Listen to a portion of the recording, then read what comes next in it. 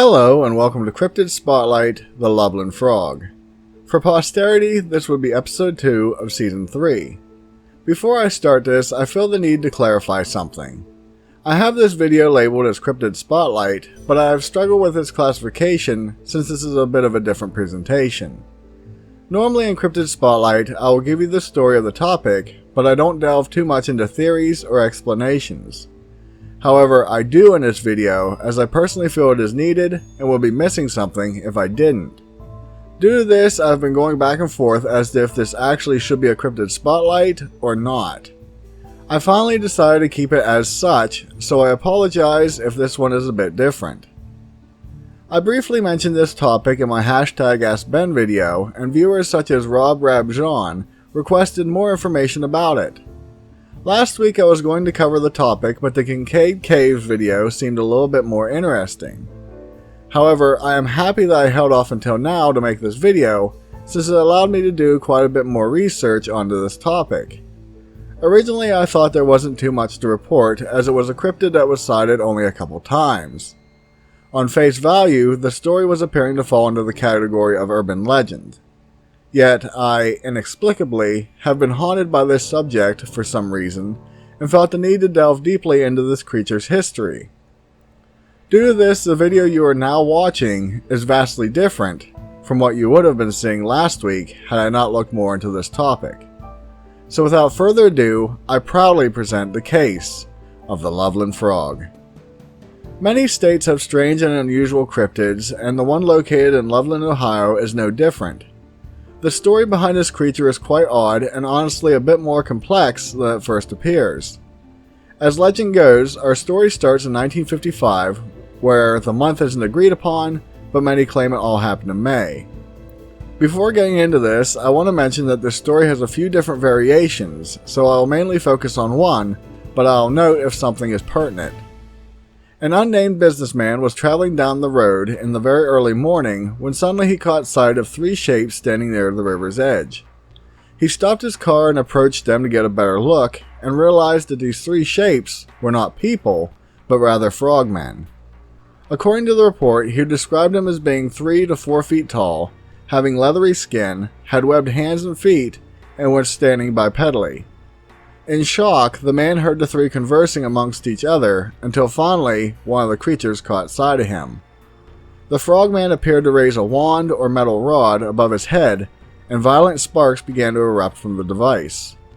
This display scared the man enough to run away and let the 3 beings to their business. Now, as stated, in different versions of the story, it claims the beings were originally spotted under or on a bridge. Obviously, this story is pretty vague on details, but it was interesting that the extraterrestrial vibe was given to it with the device. As odd as that report was, it isn't the end of our story. On March 3rd of 1972, an Ohio State police officer named Ray Shockey was driving to Loveland on Riverside Road at about 1 o'clock in the morning.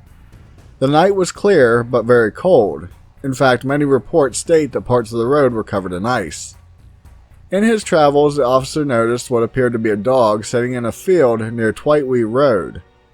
As he neared the creature, it stood up on its hind legs, ran across the road, climbed over the guardrail, and before it disappeared over the embankment, it stared at the officer for a moment. Mr. Shockey was able to get a real good look at the creature as it was illuminated by his patrol car headlights. He stated the creature was 3 to 4 feet tall, weighed around 50 to 75 pounds, had leathery skin, glowing green eyes, possibly reflecting from his headlights, and the face of a frog or lizard. After returning to the police station, he told a fellow officer named Mark Matthews of the encounter, and the two went back to where the creature had been seen. The men found strange scratch marks in the embankment, as well as the guardrail. On March 17th of 1972, which coincidentally was St. Patrick's Day, Officer Mark Matthews was driving in the same area, and it also was a clear, cold night. Mark came across what appeared to be a dead animal lying on the road. So he stopped his car, and as he opened his door, the hinges let out a squeaking noise. Suddenly, the dead animal rose up on its hind legs and made its way to the nearby guardrail. It lifted its legs over the guardrail to get over it, but the whole time it kept its eyes on Mark. Now here is where things get a bit odd, but I'll touch on this situation later. According to Officer Matthews, he pulled his gun and shot at the creature, but missed. In his description, the creature looked exactly like what Officer Shockey had seen, but in his version, the being had a tail. Now outside of this, there are 2 reported sightings that are in different states, but are connected by the same body of water that flows through all of them, which is the Ohio River. I won't go into too much detail about those reports, since I am unsure if it is the same thing, but for posterity, I will mention them. In the 1970s, reports came out about people seeing a large lizard-like man in Kentucky, and it was known as the giant lizard of Milton, Kentucky. In Indiana, a woman named Naomi Johnson and her son were swimming in the Ohio River when she felt a hairy hand with sharp claws grab her by the knee and try to pull her under. She was able to kick free, but claims that for a week after the event, her knee was stained a green color from where the hand had been. While both of those could be the same creature, it is questionable, especially since one was described as a lizard and the other had hair, and possibly more akin to the creature of the Black Lagoon, which interestingly was made in 1955. So after hearing those stories, I must tell you the aftermath is quite puzzling. According to reports, both officers who saw the Frogman were ridiculed by the public. In 1999, Officer Mark Matthews did an interview where he stated that what both men had seen was nothing more than a large iguana, that he assumed someone had released once it got too big to keep as a pet. He stated what confused him at first as to what the creature was due to it missing its tail, which made it appear more frog-like. Within this interview, he also stated that on his encounter, he shot the creature, killing it, and then loaded the body into the trunk of his car. After this, he showed it to Officer Shockey, and he agreed it was the same thing he had seen. It is worth noting that he also mentioned that the lizard wasn't aggressive towards him. So that is it. Mystery solved, the whole big thing was a hoax. With that, be safe and... Whoa, wait a minute. Something doesn't seem right here. Officer Matthews was the one who reported the creature he saw had a tail, not Officer Shockey. And now he is saying he didn't realize it was an iguana at first because it didn't have a tail? Not only this, he claims to have killed it when originally he said he missed. Within that, if he said the iguana wasn't aggressive, why would he feel the need to shoot it, especially since it was leaving the road? No pun intended, but the biggest smoking gun for me is the agreed upon environment. Both men stated that the night was cold to the point that they had to avoid ice on the road. Reptiles are cold-blooded and don't handle freezing temperatures well at all. In most cases, if the temperature is around freezing, reptiles are almost unable to move. Not to mention, this encounter took place over a 2-week period, which meant this iguana would have had to have been moving about the whole time. When the temperature reaches 40 to 50 degrees, an iguana will become mostly immobile, and at freezing temperatures, they die fairly quickly. Don't get me wrong, I am not putting the officers down, but I think they were trying to divert attention away from themselves, since it was stated that they both were given a hard time about their sighting. You see these false truth statements come out frequently when it comes to encounters. They also follow the same pattern where this truth comes out many years after the fact, when the witnesses are normally tired of talking about it. So with all that laid out, what do we have? While I'm not saying the Frogman cases provided offer irrefutable evidence to its existence, there are unrelated stories that may. As mentioned, for some reason, I dug real deep for this topic. While many places that cover this story frequently like to rely on the writings of H.P. Lovecraft, his books are based in fiction. However, there are similar reports dating back to 1393 to 1893 in areas as widespread as Germany, England, Paris, Georgia, Alabama, South Carolina, Kentucky, North Carolina, Oklahoma, and a whole bunch of others.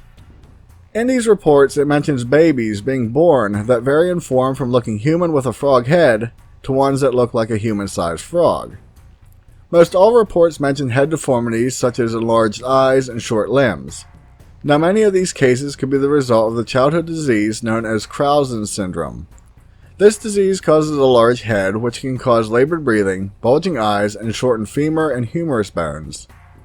With this, it also can produce syndactyly, which is a big word for fused fingers or toes, and in many cases web-like skin between digits.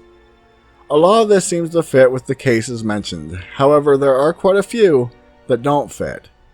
One such case in Macon, Georgia on June 4th around the 1880s mentions a child being born that has the body of a frog that would leap about in 6-foot bounds. Also, the boy didn't have ribs, no neck was present, and a fleshy air sac would be used to expand when it breathed. I know this story sounds like something from a tall tale, but it was actually an important detail due to it being involved in a murder trial where the father was convicted of killing the boy because he looked so different and, in his words, refused to walk normally. So, take from that what you will, I guess. The story goes one step more when you go back even further into history. The ancient Egyptian goddess of fertility, Heket, is often depicted as being a female with a frog head. Even in some itinerations, she is simply just a frog. She was seen as very powerful and controlled many aspects involving life, including resurrection, which she was said to have utilized for some of the more well-known deities. Again, I am not saying this proves that the Loveland Frog is 100% real, but I felt this information was important as it does give us an idea that the possibility does exist. So as I end this, I am curious what your thoughts are about this cryptid. As stated at the beginning of the video, at face value it appears there isn't much to it, but after adding all the historical accounts, I am more inclined to believe that there may be something more to the sightings. Do you agree with this, or do you think I may have finally lost it? I also wanted to take a moment and welcome Julie to the Patreon and Ben Miller channel family. Thank you for your support, and I will be getting your signed picture of Chewie in the mail this week.